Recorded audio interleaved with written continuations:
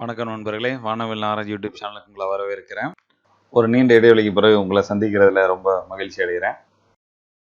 இந்த வீடியோவில் HDR toning அப்படிங்கிற ஒரு விஷயத்தை பற்றி டீட்டெயில்டாக பார்க்க போகிறோம். இது ஃபோட்டோஷாப் CC 2019, 20, 21 இந்த வருஷம் எல்லாத்துலேயுமே இருக்குது, 18லேயும் கூட இருக்குது.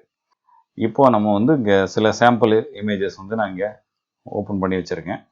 இப்போ நான் ஃபஸ்ட்டு நம்ம போகக்கூடியது இமேஜ் மெனு. இமேஜ் மெனுவில் அட்ஜஸ்ட்மெண்ட் அப்படிங்கிறதுல போனீங்கன்னா HDR டோனிங் அப்படின்னு சொல்லிட்டு ஒரு ஆப்ஷன் இருக்கும்.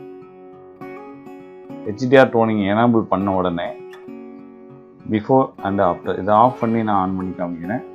இவ்வளோ தூரம் உங்களுக்கு கலர்ஸ் டீட்டெயில்ஸ் எல்லாமே உங்களுக்கு நல்லா ரிச்சாக அதில் உங்களுக்கு கிடைக்கும். இப்போ பார்த்தீங்கன்னா அதில் டல்லாக இருக்குது, கலர்ஸு, ஷார்ப்னஸ்ஸு, சேச்சுரேஷன் எல்லாமே டல்லாக இருக்குது. இப்போ நாங்கள் ப்ரிவியூ, அதாவது ஆன் பண்ணி ப்ரிவியூ மட்டும்தான் உங்களுக்கு காமிச்சிருக்கிறேன். நல்ல கலர்ஸ்லாம் எவ்வளோ வைப்ரண்ட்டாக நல்ல ரிச்சாக இருக்குது அப்படிங்கிறத உங்களுக்கு நீங்கள் பார்த்துக்க முடியும். இதனால உங்களுக்கு ஹைலைட்ஸ்லாம் உங்களுக்கு டீட்டெயிலாக லாஸ் ஆகாது, பெரிய அளவில் லாஸ் ஆகாது. இது உள்ளுக்குள்ளே என்ன நடந்திருக்கு அப்படிங்கிறத நம்ம ஒரு 2-3 படங்கள் கழித்து நான் உங்களுக்கு சொல்கிறேன். இப்போ நான் இதை ஓகே கொடுத்துட்றேன். அடுத்து இன்னொரு படம் HDR டோனிங் எனேபிள் பண்ண உடனே ஆட்டோமேட்டிக்காக இந்த படத்துக்கு தேவையான கலர்ஸ், சேச்சுரேஷன், அதாவது வைப்ரன்ஸு, சேச்சுரேஷன், டீட்டெயில்ஸ், எக்ஸ்போசர், காமா, இது தேவையானதை இதுவே ஆட்டோமேட்டிக்காக உங்களுக்கு அட்ஜஸ்ட் பண்ணி கொடுத்துரும். இன்னொரு படம் பார்க்கலாம்.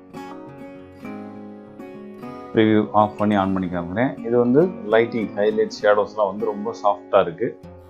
இது பண்ணோடனே ஹைலைட்ஸ்லேயும் ஷேடோஸ்லேயும் கொஞ்சம் கான்ட்ராஸ்ட், கொஞ்சம் கிறிஸ்பி அப்படின்னு சொல்லுவாங்க. இது சாஃப்டாக இருக்குது. இது கொஞ்சம் கிறிஸ்பியாக உங்களுக்கு அந்த இமேஜஸில் ஒரு கான்ட்ராஸ்ட் இதில் இருக்கும். கலர்ஸ் கொஞ்சம் ரிச்சாக இருக்கும். நல்லாவே உங்களுக்கு டிஃப்ரென்ஸ் தெரியும். ஏன்னா இதில் ஹைலைட், ஷேடோஸ் கொஞ்சம் அதிகமாக இருக்குது. அதனால் இது ஆட்டோமேட்டிக்காக நடக்கக்கூடிய ஒரு விஷயந்தான். இது பிஃபோர், இது ஆஃப்டர். இப்போ ஷேடோஸில் இங்கே எவ்வளோ டீப்பாக ஷேடோஸ் இருக்குது, அந்த கலர்ஸ்லாம் இல்லாமல் இருக்குது.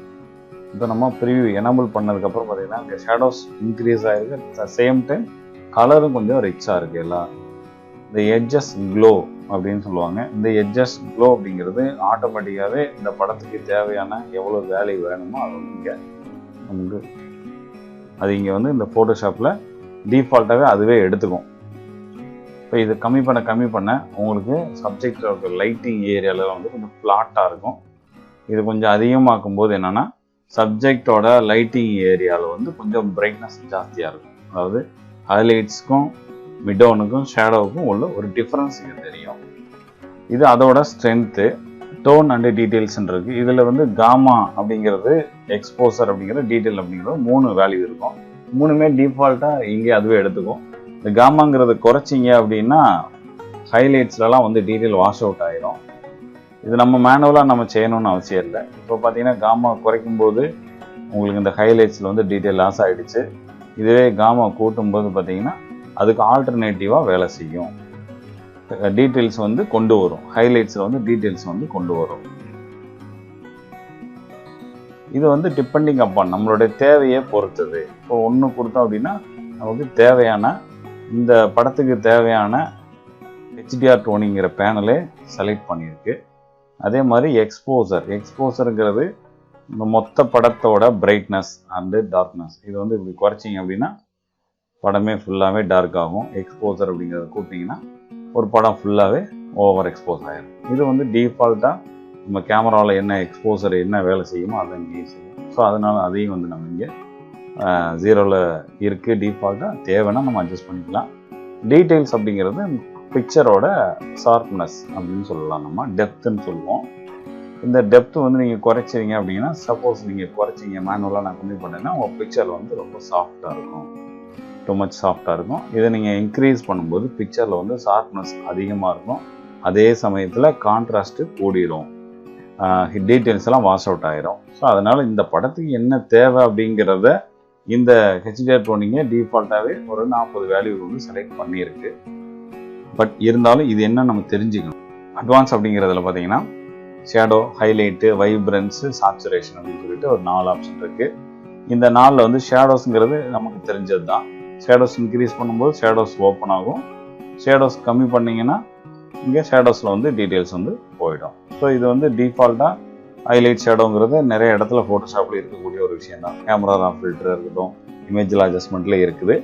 அதே மாதிரி ஹைலைட்ஸுங்கிறது இங்கேயும் வந்து கொடுத்துருக்குறாங்க. இந்த ஹைலைட்ஸு இந்த பிக்சரோட மொத்த ஹைலைட்ஸில் டீட்டெயில்ஸ் கொண்டு வரும்.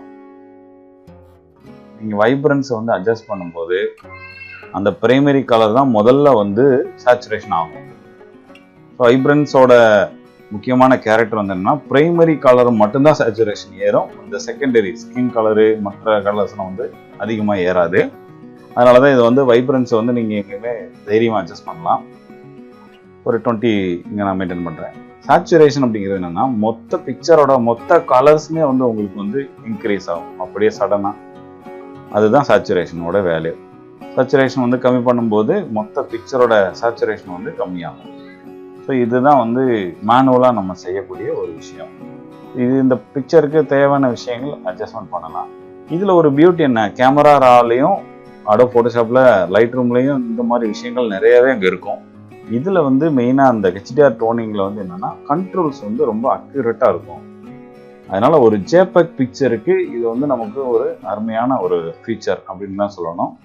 இப்போ ஒரு ரா ஃபில்டரில் ஒரு ரா ஃபைலில் நம்ம என்னென்ன கரெக்ஷன் பண்ணி எவ்வளோ தூரம் நல்லா பண்ணலாமோ அந்த அளவுக்கு ஒரு நார்மல் ஜேபெக் ஃபைலை வந்து நீங்கள் இதில் கரெக்ஷன் பண்ணி அழகாக எடுத்துகிட்டு போகலாம். இது எல்லா விதமான படங்களுக்கும் இது அப்ளிகேபிள் ஆகும். எல்லா படங்களுக்கும் இதை யூஸ் பண்ணலாம். போர்ட்ரேட்டாக இருக்கட்டும், லேண்ட்ஸ்கேப்பில் எடுத்ததாக இருக்கட்டும், இன்டோராக இருக்கட்டும், அவுட்டோராக இருக்கட்டும், எல்லாத்துக்குமே இது வந்து பிஃபோர் ஆஃப்டர் பார்த்தீங்கன்னா தெரியும். எல்லாத்துக்குமே இதை அப்ளை பண்ணலாம். ஸோ தேங்க்யூ நண்பர்களே. இந்த வீடியோ பிடிச்சதுனா லைக் பண்ணுங்கள், கமெண்ட் பண்ணுங்கள், சப்ஸ்கிரைப் பண்ணுங்கள். இது மாதிரி இன்னொரு வீடியோவில் மீண்டும் உங்களை சீக்கிரமாகவே சந்திக்கிறேன். Thank you very much.